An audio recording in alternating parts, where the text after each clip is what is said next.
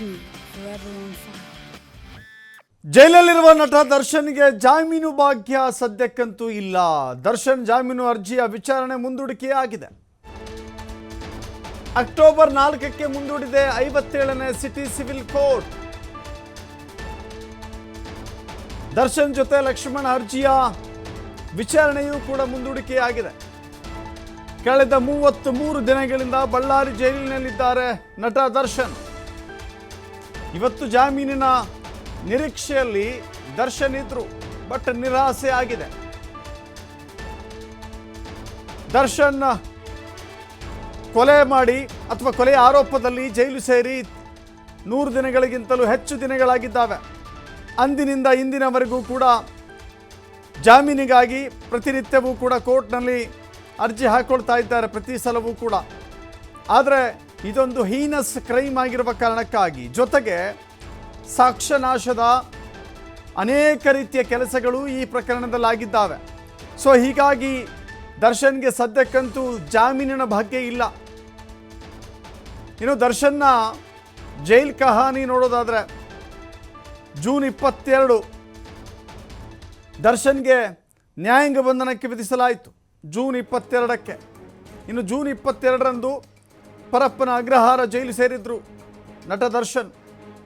Bengaluru central ಜೈಲಿನಲ್ಲಿ 68 ದಿನಗಳ ಕಾಲ ಜೈಲುವಾಸ, ಸೆರೆವಾಸ.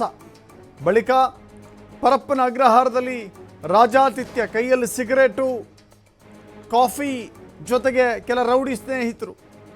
ಈ ಸಿನಿಮಾ ರೀತಿಯಲ್ಲಿ ಫೋಟೋಗಳು ಆಚೆ ಬಂದ ನಂತರದಲ್ಲಿ ಅವರನ್ನು ಬಳ್ಳಾರಿಗೆ ಶಿಫ್ಟ್ ಮಾಡಿದ್ರು. ಜೊತೆಗೆ ದರ್ಶನ್ ಸೇರಿ ಹಲವರ ವಿರುದ್ಧ ಪ್ರಕರಣಗಳನ್ನು ದಾಖಲು ಮಾಡಲಾಯಿತು. ದರ್ಶನ್ ವಿರುದ್ಧ 2 ಕೇಸುಗಳಿದ್ದಾವೆ. ರಾಜಾತಿಥ್ಯದ ಪರಿಣಾಮ 2 ಕೇಸುಗಳಿದ್ದಾವೆ.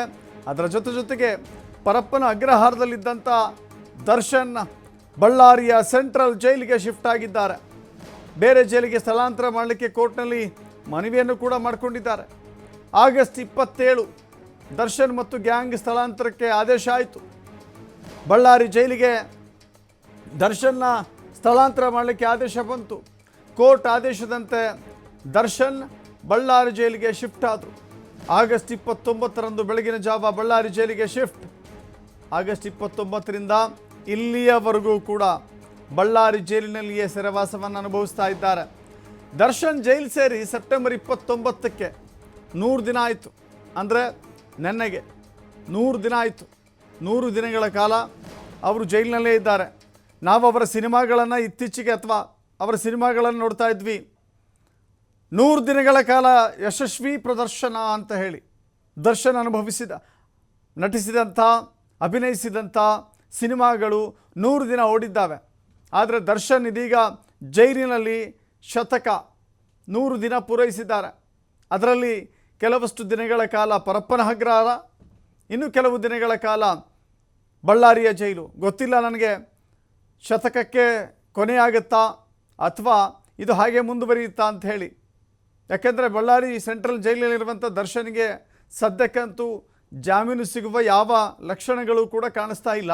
ಸೊ ಹೀಗಾಗಿ ಜೈಲುವಾಸ ಮತ್ತಷ್ಟು ದಿನಗಳ ಕಾಲ ಮುಂದುವರಿಯುತ್ತೆ ಅಂತ ಅನಿಸುತ್ತೆ.